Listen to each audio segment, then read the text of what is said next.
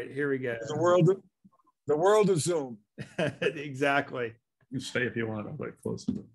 All right. Let me pull up my notes here. All right. Hadley, looks like we're recording, and I'll get started. Welcome to a Wiser Retirement Podcast. We believe the best financial advice should always be conflict-free. I'm your host, Casey Smith, and with me today is my co-host, Brad Lyons. We're also excited to have a very special guest today, James Hughes Jr., author of Family Wealth, Keeping It in the Family. Well, today's topic is focused on talking about generational wealth and how to preserve it. Mr. Hughes, welcome to the Wiser Retirement Podcast. We're so excited to have you today. Well, I'm delighted to be here, and you're incredibly kind to invite me. Thank you. So, I just made it a requirement at our firm to read your book. So everyone has gone through it. Even our newest advisor to our group, Michaela, is working on a blog piece talking about how to create a covenant for your family to pass on, to help with passing on generational wealth. Obviously, our passion as a firm is to help people find financial success. This, often leads to working with people that are not necessarily passing hundreds of millions of dollars on to the next generation, maybe not even tens of millions of dollars, but for the millionaire next door, whose assets are going to pass fairly straightforward tax-wise in this environment. From your book, you talk about a covenant and using this covenant because, the problem we have is with businesses going on the next generation of wealth. I read, actually, I don't know if you mentioned this in your book, but 70% of wealth is generally destroyed after the first year, 90% by the third year. And so can you talk a little bit about how does a covenant help everyday millionaires next door? Well, Casey and Brad, let me say, first of all, that the conversation today will be qualitative and not quantitative. I have every confidence that Wiser Wealth Management is doing everything right in helping people manage their financial capital. Where the problems lie in this field are qualitative problems, not quantitative. If they were quantitative, they'd be easy to solve. If they are qualitative, they then ask about human behavior, and right away, they become difficult to solve.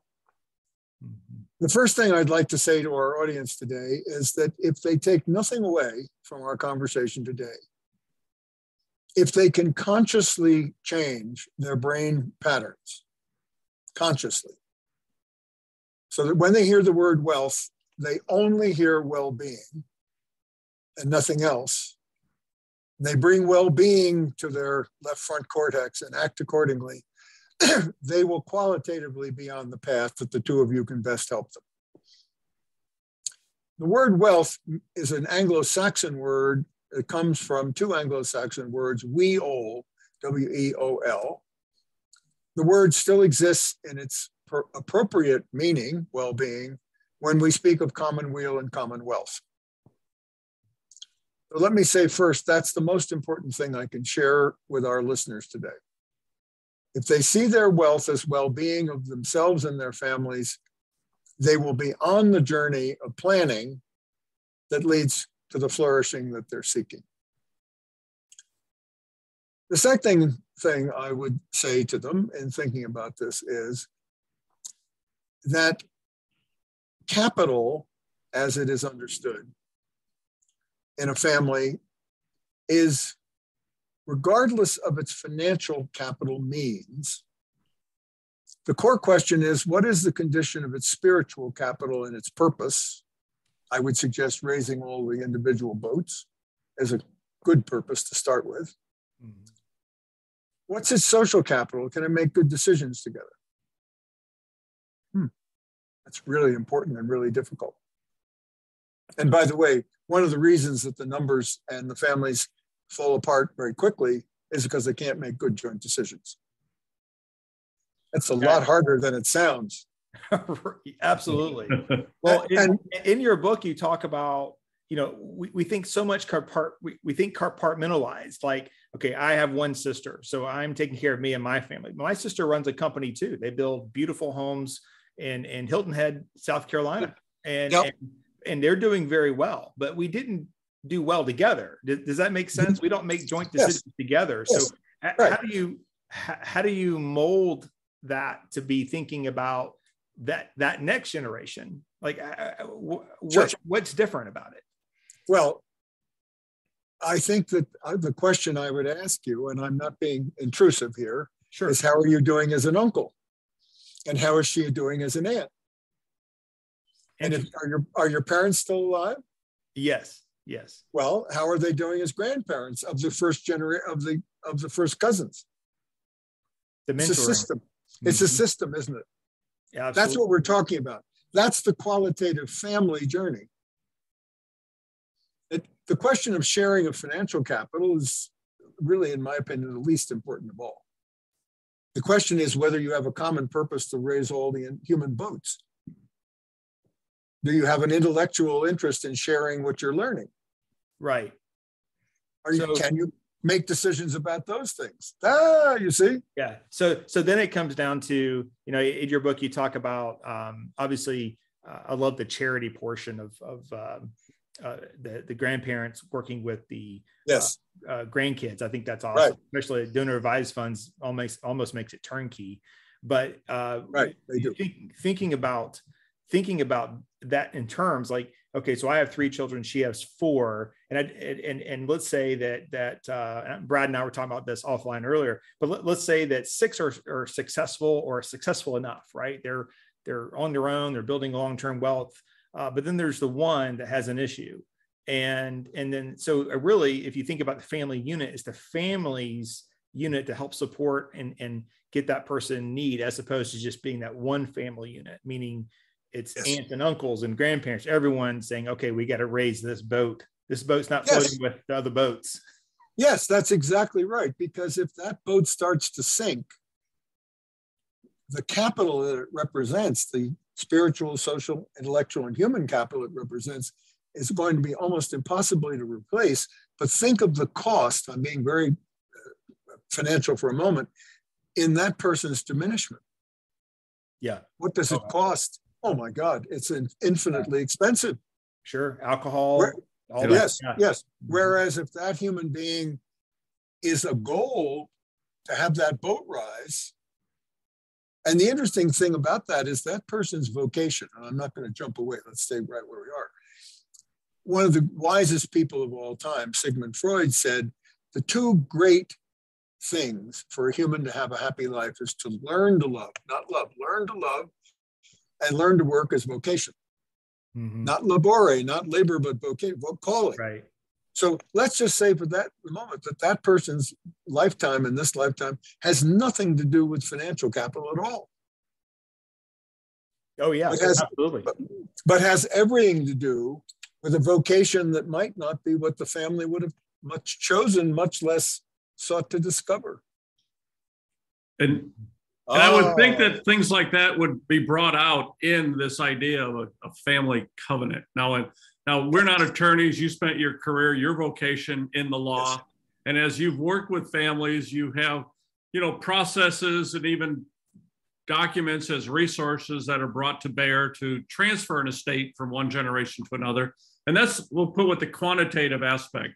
But in the qualitative aspect of what you did, and continue to do it working with families, is really in this idea of creating a covenant amongst themselves that recognizes the dynamic of the family itself. Are there ways that you would recommend that families approach this? Are there resources available to families or to attorneys and law firms? Are you seeing a movement in this direction? We're not just supplying the will and the trusts and everything else, but a template, if you will, for creating a covenant amongst family members? Brad, this is a wonderful question we're going to wander into. I love stories. I can tell the 2 of you do too. One of the genesis stories of America is where I teach people to think about this, or I ask them to come with me. What's the genesis story I'm thinking? Well, imagine a group of religious fundamentalists who had been shunned by the country they were living in, England, and had to go to Holland because they were going to be persecuted. So they went to Holland. And they were there for a while, but even there, which was the most liberal country in the world, they were still uncomfortable. So they got on a ship, men, women, and children, not just men, women, children, got on a ship, and they headed for Virginia, but they didn't end up in Virginia. And it was very late in the season, and the hurricane season was coming. And they ended up off the coast of what became Massachusetts. Nobody to that point had ever heard about Massachusetts. Virginia, yes, that was about 10 years before. Nobody knew about Massachusetts. Indians were living there. Native Americans was their home. And most of them had died, unfortunately, because of diseases. So they stopped the ship because they couldn't go any further. They didn't know where they were. But they couldn't go any further because it was going to be winter and it was too dangerous. So what happened? Well, a couple of men got off the ship in a little rowboat with a sail and went on the land. And they got on the land and they walked around. They looked around. There was fresh water. There seemed to be certainly mild area. They thought they could live there. Okay. So they came back to the ship. Now let's remember, these people had been on the ship a couple of months. Tiny ship. Horrible conditions. So would you imagine that the first thing they would have done is to get off the ship as fast as they could, go to the land? They didn't. They were way too smart. They sat down together and said, none of us knows what it's going to be like on that land. Not one of us. So what should we do? So they had a conversation as a family. And they said, we need to have a covenant or a compact. They called it a compact, covenant's fine, about how it will be when we get there. And what are the promises we'll make? So the covenant of the Mayflower Compact, our Genesis story, one of them, is we agree to help each other no matter what. Then they got off the ship. They knew they had a common journey and every one of them was dependent indirectly or not, but they didn't just say that. They wrote it down and they signed it. Now, I want the ladies to understand the ladies didn't sign it. I apologize for that, but that was the time. But the ladies were present in all the conversations. That's a covenant of a family. Because you can't know what it's going to be like when you start the journey together. You can't know. It's not given to you to know. All you can know is that you will give up freedom to gain freedom by saying, I will help you. I promise you. I hope you'll help me. Great families, my new friends, begin their journeys with that awareness. It's so important to us individually that we'll give up freedom to gain freedom. We'll agree to help each other. That's what we're doing today for our audience. We're in a compact today. That's why you invited me. Well, this has nothing to do with the size of one's financial capital. It has everything to do with one's aspiration. What is one's priority? If a flourishing family is one's priority, that's one's aspiration, then you have a covenant that says so. And you get on with living inside that promise. That's what we're talking about. By the way, that's qualitative planning as opposed to quantitative planning. Yeah. And that's a process that I think can be difficult to go through. You definitely have to build a team, which we'll talk about that here in a minute. But when you go through that process, maybe it's just the business owner in me, you have to have an agreement. It's got to be notarized and signed. And but you also, in your book, you talk about storytelling too. So what you just told was a story. And so if you're the person who got off that ship and then 20 generations later, you're still telling the story of this covenant of how this came off, right? All the way through, which we actually talked about in our last podcast. And I told all of our listeners, I said that the importance of passing on your family legacy is so important that if anyone wants to come borrow my podcast equipment to record your story, and we can put it in the cloud where you own it. We don't have to be in the room. Come on down. Yes. Yes. And that's how human beings do it. We get together and we decide what is our aspiration. Now, something has to inspire us, yes? We have to think it's worthy. Yes. Yeah. Yeah. I think with my own children, I think, okay, how do I allow them to go and experience things? They're still very young. They're 16, 14, and 10. Yep. But how do I let them experience things to the fullest and go and achieve whatever they can go achieve? And unfortunately for me, they chose horses, golf, and baseball is the cheapest so far. But they're on their path and they're excelling very well, and I'm very proud of them. There's sacrifice for that. There's I mean, it's not just resources, but it's time. Time is a resource. But it's my friend, the key to the perspiration that follows the inspiration and the aspiration. Perspiration is how something happens. The key to it is whether or not the priority of the aspiration leads to doing it or just talking about it. Right.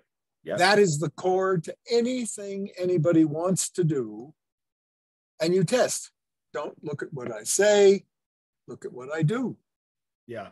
And but to go back to the hierarchy of kind of this covenant, how this works, you made very important points in your book that it's not grandpa and grandma standing from the mountaintop with their scepters pounding the ground going, you will do it this way. We're not running. No. It's not the Queen's family. It's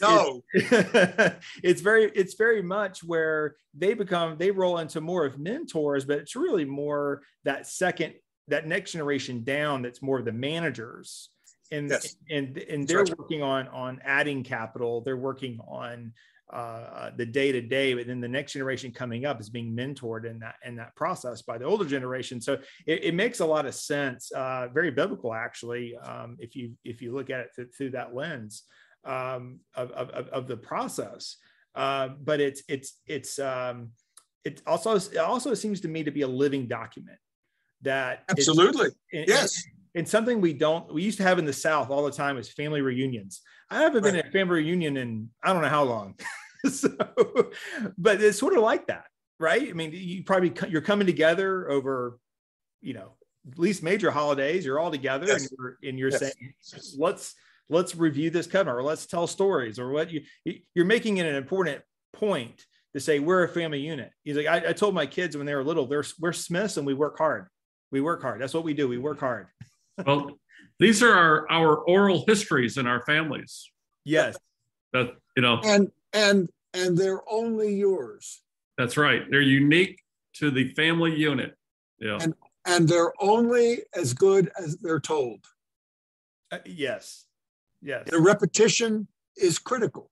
One of the things that I teach, Brad, to pick up on that oral history that I love, and we do it in my family every few years, is when we are together, or whatever the event is, or enough of us are, we choose a time after usually a good meal, but not too much alcohol, but some, not too much.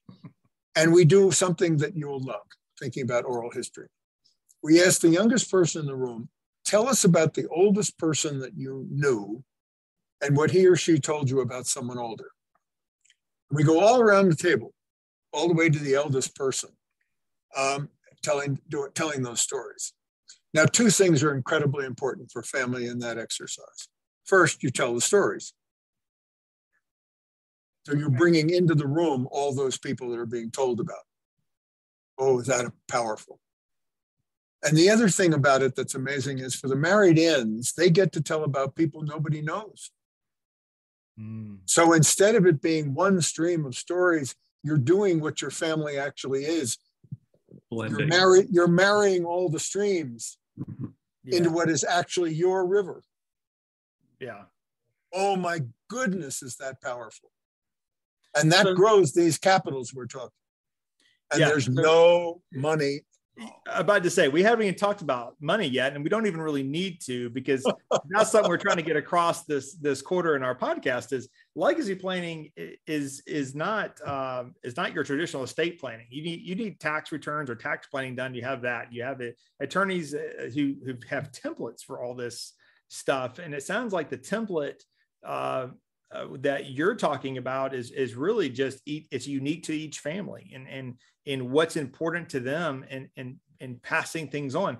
I mean, quite honestly, I have clients who have that are pole climbers that a local utility, and they have passed on tremendous work ethic to the point where the next generation is working hard, has great families, well-adjusted kids, just great people.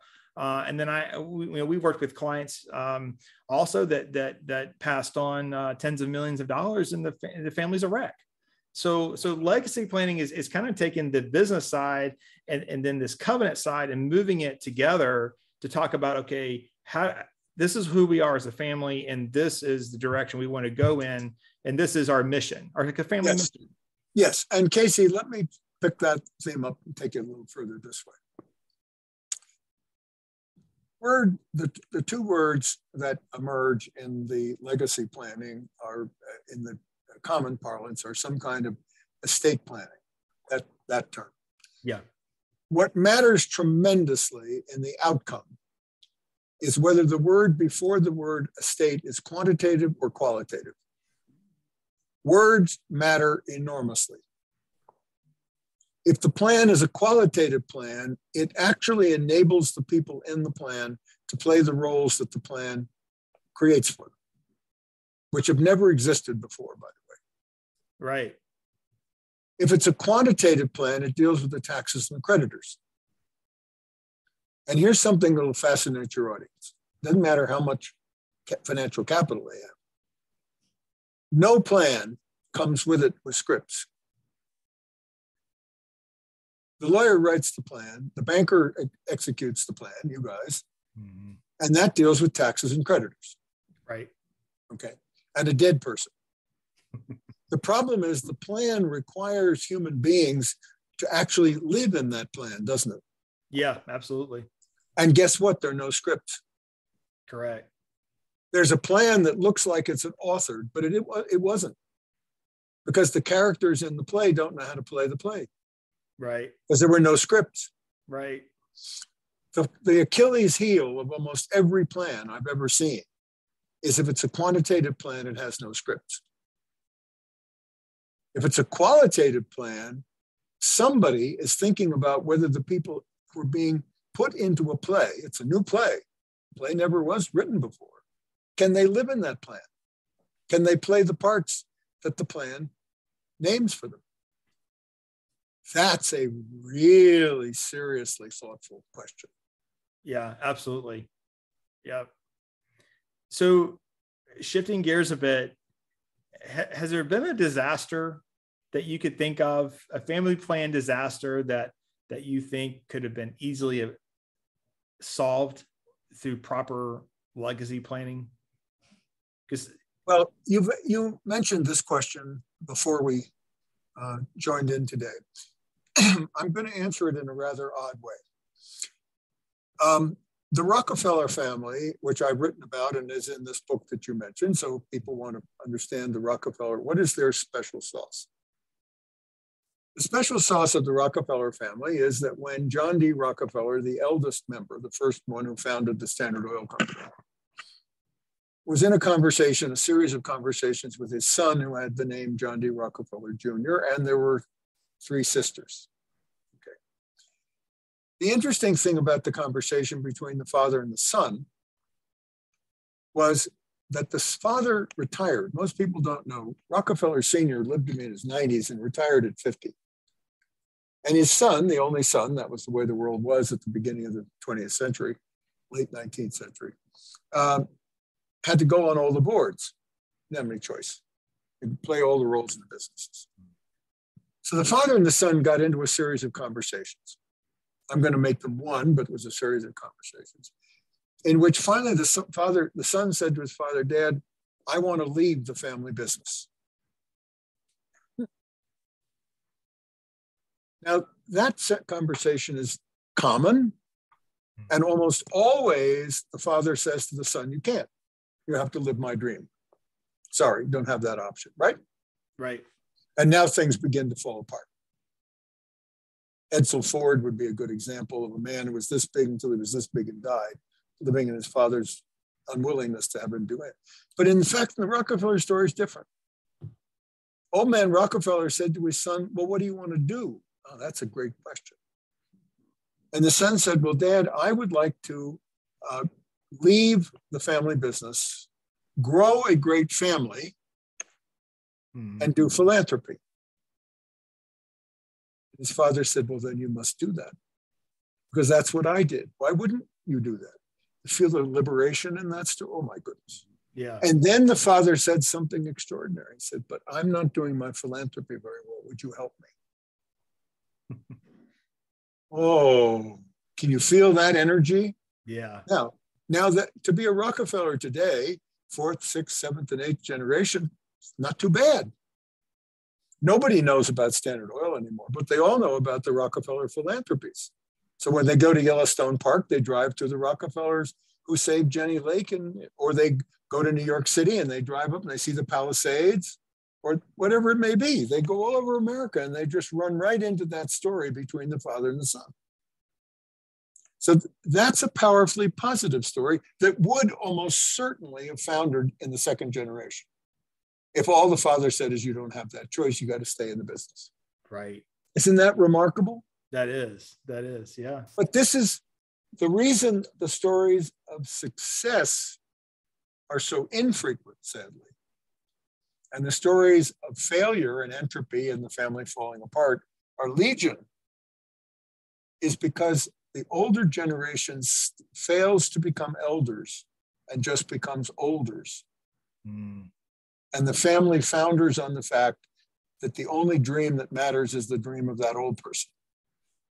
What Rockefeller was saying to his son is, we need new dreams. And I'll help you with yours. Which goes back to the next generation has to act like the first generation. You bet, which is all about dreams. You see, one of the funny things about this field is that by the time people begin to ask families good questions, very often the founder's dream, that's all it was, has turned into financial capital, and it looks like it's all about the financial capital. But it isn't. It's just a consequence of a dream. If you go back to the beginning, you find a man or a woman, maybe with an interest in each other and also with a dream. Mm-hmm. And everybody forgets that all that family is the outcome of a dream that manifests. Well, when you lose sight of that, then when the rising generations come along, everybody's looking at the money, not at whether they have dreams. So right. they forget the Genesis story. Yeah, absolutely. I wonder if there are resources that families can draw upon, like at Wiser Wealth, we're a fee-only financial planning firm. And we talk to people about living to and through retirement and afterwards. I think quite often, historically in the financial services business, at least, the most thought of person in estate planning is either the attorney or the life insurance agent. And life insurance agents often, have this conversation, but I think often they're more of a talking about a cash infusion at a point in time, rather than what happens afterwards. Now, that's all good and fine and important, especially with younger families and a tragedy strikes. But when we're talking about legacy planning, where the older generation is around for a significant number of years, how do you bring in a team and structure a team if you think it's necessary, if you don't have that capability within yourself, to create a structure or legacy? What sort of team members do you think should be there and that can help, a family who's about to transition or is planning on a transition? Well, it's a bit trite to say that lawyers and accountants and men like the two of you make up that team. It's not trite, actually. It's because there are different skills that come to bear. Right. What I'm going to say to you is something that, with the wisdom of your age, I won't guess your age, but the wisdom of your age, and my guess of where you are in your stage of your own life. The most important thing is that the people are not experts. By what do I mean by that? That is that they leave their egos at the door. The lawyer, the accountant, and the insurance person, the investment people. In a world today that is based on one's profession in a certain sense, and one making more and more income in profession by expertise, the problem of expertise is it clouds an ego arises, doesn't it? Yes. We become caught on our own expertises and our own egos. Because every family is unique. Tolstoy said that. He said something interesting. He said, all families that do well, you can't find. All that fail, do it uniquely. He's absolutely right. So if one starts from the premise, well, I want to try to help this family flourish and not fail, not be uniquely, then my ego's got to be left at the door. So I'm looking for a lawyer whose interest is not in the document and the taxes, but whether the plan will have scripts for the people to live their parts. If I'm looking for an accountant to come and do values and various kinds of things, can he look at it as a living organism rather than some dead balance sheet? Oh, that's a lot more complicated. Can I find men like the two of you that are already reading? When you're already reading, my new friend, Brad, your ego's been left at the door. You're interested, you're curious, you're not stuck on your ego and your expertise. I'm not talking around this. I'm talking about it very seriously. Absolutely. The team that forms have to be people who can leave their egos at the door and say, well, what is the actual problem of these clients? Not the 10 other clients I had. That helps me form ideas. But what's their problem? Who are they as a community? Are they a family anymore or not? Are they just a bunch of legatees? Who are they? What are they aspiring to? Can I figure out what their aspiration is, not mine, to get the taxes and creditors right? It's where you start. So one is looking for teammates, to you, the two of you and your clients, who are curious about the condition of the particular people they're planning for, not seeing them as simply an income stream. Not seeing them as I can run my word processor and get this one done in 2 weeks, which doesn't mean the documents aren't fine, but they can't meet the uniqueness of that capacity of that family to live in that plant. They can't. So really what I'm saying to you is the two of you as wise men, or we wouldn't be in this conversation. That's the wonder of curiosity. You were curious about me. I'm curious about you. We're still not overwhelmed by our egos. Our curiosity is still running our lives. Well, that means that when the family comes and the time for the plan, we'll be curious about them. Does that make sense? Yes, it does. It does. Now, let me say one more thing. And sorry, let me cut. A positive psychologist, not a negative psychologist. Now, what am I saying? I'm going to add this because I really want people to hear this. Psychologists who are interested in systems working successfully, systems, not individuals, are also wonderful members of a team. Because a family has to be 2 or more people. And by the way, there's never been one name, family with one name. So if you're doing a plan, you're working with a particular family, get 2 names up on top. Right. You can have a single person household. You can't have a single person family. Got to be 2. Well, you say, but that's so simple. I can't tell you how often you get the people in the plan get wrong-footed. Right. One name, one voice, plan's dead on arrival. Make sense? Yeah, absolutely. So a psychologist or a business person who has systems in mind, because 2 or more people is a system, they can help a lot. That's something that we've really focused on over a decade now. Has been, asset management is fairly straightforward. Robots do it now, right? Really, what it comes down to is the financial planning process. And typically when we start off with a new relationship, we start off with a series of questions. What are your aspirations? What are your goals? What are things you're trying to achieve? And then you get the typical, household answers, and you have to keep drilling down. And that's part of the process. And even then, sometimes 3 years into a relationship, you truly get the real goals to come out. Yes, that is correct. That is correct. It's not a one and done thing. It's every year at least you got to have those goals discussions again. And your book has, I think, added value to that process for us. And thank you for writing it and going into this conversation. I did have one last question. I noticed in your bio that you created a foundation. I believe it was maybe even last year. Can you tell us a little bit about the foundation and what kind of work you're doing? Yes. Well, I didn't create it. I found myself in a room in North Carolina at a place called High Hampton that you may know. I do. I have a home just down from there. Beautiful area. Okay. So I'm sitting there looking forward to having my cocktail and my dinner when a very thoughtful guy says, look at this screen. And I was paying attention to look at the screen.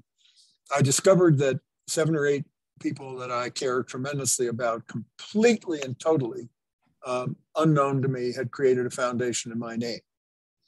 So the first thing I was about to say immediately as a good WASP was get my name off it as fast as possible. And the guy who was the master of ceremonies said, the one thing you can't say is you're taking your name off of it. So he knows me pretty damn well. Excuse me, sorry, talking Southern audience. I shouldn't be.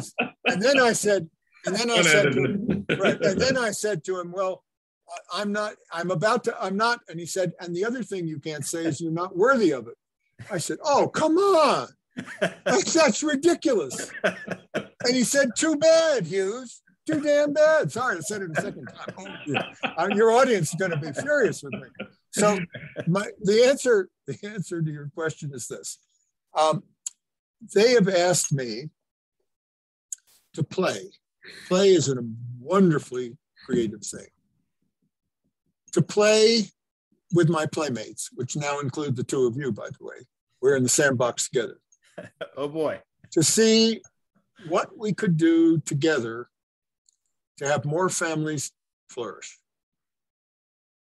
Generational wealth planning. What can we do to have more families flourish? And then there's one more purpose. But I'm going to speak to this way.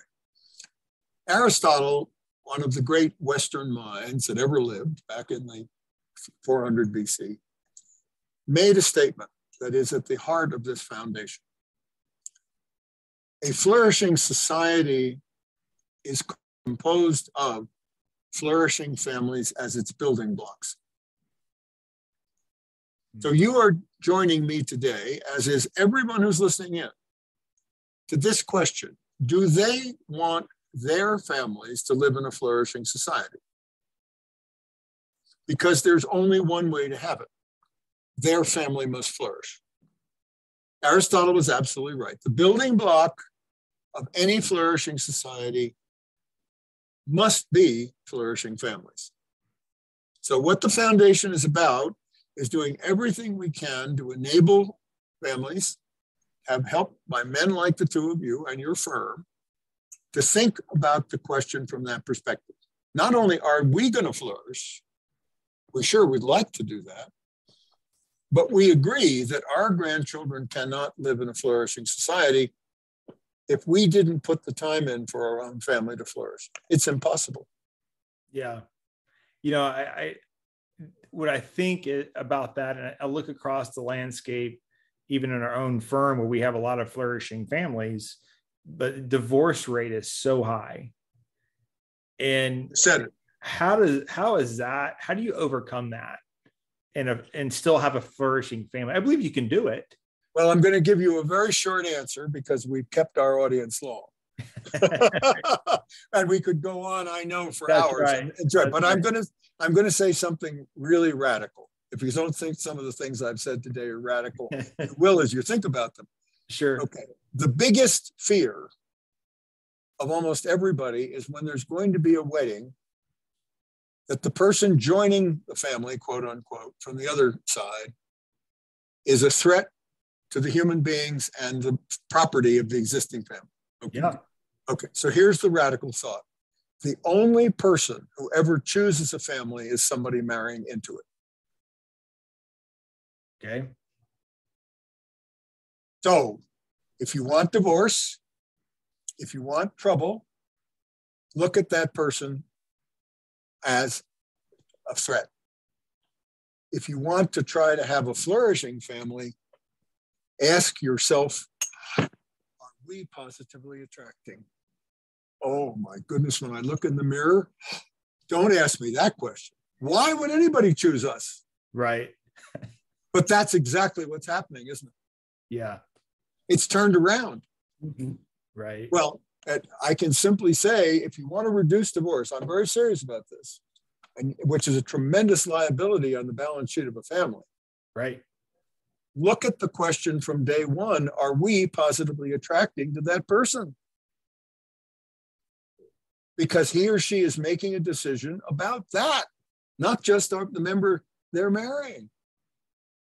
Well, I can tell you that changes everything in your consciousness. Sure. Sure. You move from fear to opportunity. You move from threat to building something.